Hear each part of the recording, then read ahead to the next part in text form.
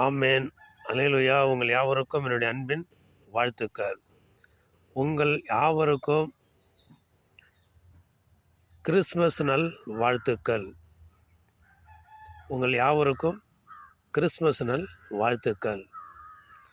இயேசு கிறிஸ்து எதற்காக இந்த பூமியில் பிறந்தார்? மத்தேயு முதல் அதிகாரம், அதாவது மத்தேயு 1ஆம் அதிகாரத்தில் 21ஆம் வசனம் 22ஆம் வசனம் என்ன சொல்லுதுன்னா, அவள் ஒரு குமாரனை பெறுவாள், அவருக்கு இயேசு என்று பெயரிடுவாயாக, ஏனெனில் அவர் தமது ஜனங்களின் பாவங்களை நீக்கி நம்மளை ரட்சிப்பார். ஜனங்களுடைய பாவங்களை நீக்கி நம்மளை ரட்சிக்க இயேசு கிறிஸ்து உலகத்திலே பிறந்தார்.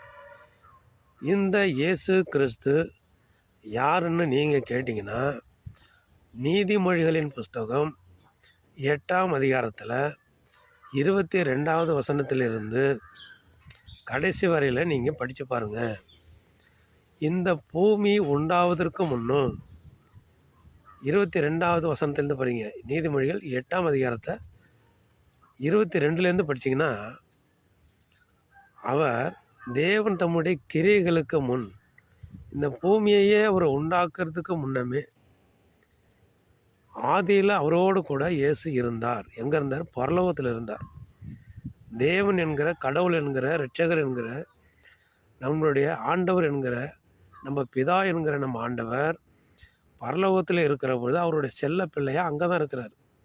மனு மக்கள் பரலோக தூதர்களோடு அவர் அங்கே இருக்கிறார். அந்த கடவுளுடைய ஒரே மகன் தான் இயேசு. அந்த உலகத்தில் அவங்க இருக்கிறாங்க. குன்றுகள் உண்டாகிறதுக்கு முன்னும், சமுத்திரத்தை கடலை உண்டாக்குறதுக்கு முன்னாடியும், பூமியை உண்டாக்குறதுக்கு முன்னாடியும், ஆதாமேவால் பூமியில் உண்டாக்குறதுக்கு முன்னாடியும், மலைகள், சிகரங்கள், குன்றுகள், ஆறுகள், ஓடைகள், மண் திரள்கள் எல்லாத்தையும் உண்டாக்குறதுக்கு முன்னே அதில் படித்தீங்கன்னா இன்னும் அதிகமாக அதில் எழுதியிருக்கு. அப்போடைய செல்ல பிள்ளையாய் தேவனுடைய மடியில் இருந்தவர், மனுமக்களுடைய மகிழ்ந்து கொண்டிருந்தவர். சரி, பூமியை நம்மளை போல் ஒரு மனுஷனை, தேவ சாயல் போல் ஒரு மனுஷனை நம்ம உண்டாக்கும்னு சொல்லி ஒரு பூமியை உண்டாக்கி ஆதாமேவால் அங்கே உருவாக்குறாங்க. உண்டாக்கி நாசியில் ஜீவசோ உண்டாக்கி வாழ வைக்கிறாங்க. அவங்க வளர்கிறாங்க. ஆனாலும் அவங்க சொன்ன கட்டளையே மீறிட்டாங்க. அதுதான் பாவம் ஃபஸ்ட்டு வந்துடுது.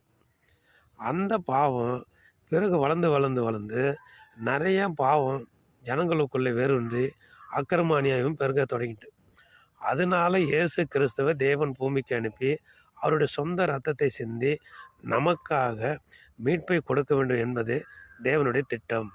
ஆனப்படியால் இயேசு கிறிஸ்து பூமியில் பிறந்தாங்க, நமக்காக போதிச்சாங்க, நல்வழியை காட்டி கொடுத்தாங்க, ரட்சிக்கப்பட்டால் பரலோகத்தில் ஒரு வாழ்க்கை இருக்குன்னு சொன்னாங்க. அவங்கள குற்றம் சாட்டி சிலுவையில் அடித்தாங்க, அவங்க ரத்தத்தை நமக்காக சிந்தினாங்க. அவர் சொன்னபடி 3 நாள் உயிரோடு கூட வந்தாங்க, உயிரோடு கூட எழுந்து எல்லாத்தையும் பேசினாங்க. பேசிட்டு மறுபடியும் அவங்க 40 நாள் இந்த பூமியில் இருந்து தரிசனம் கொடுத்து எல்லாரும் பார்க்கும்போது விண்ணுலகம் போனாங்க. நான் எப்படி போகிறனோ அதே போல் மறுபடியும் வருவேன்னு சொன்னாங்க. அதற்காக தான் காத்திருக்கிறோம். அவர் வருகிற நாட்களில் பயங்கரமாக இருக்கும். ஆனபடினால் நம்ம உண்மை ஒத்துவமாக வாழ்வோம், கர்த்தரை ஏற்றுக்கொள்வோம். இயேசு கிறிஸ்துவை பிறந்த இந்த நன்னாளில் எல்லாருக்கும் வாழ்த்துதலை சொல்லுவோம். நாமும் யாவருக்கும் நற்செய்திகளை, கிறிஸ்துவ நற்செய்திகளை யாவருக்கும் அறிவிப்போம். ஆமென். அல்லேலூயா.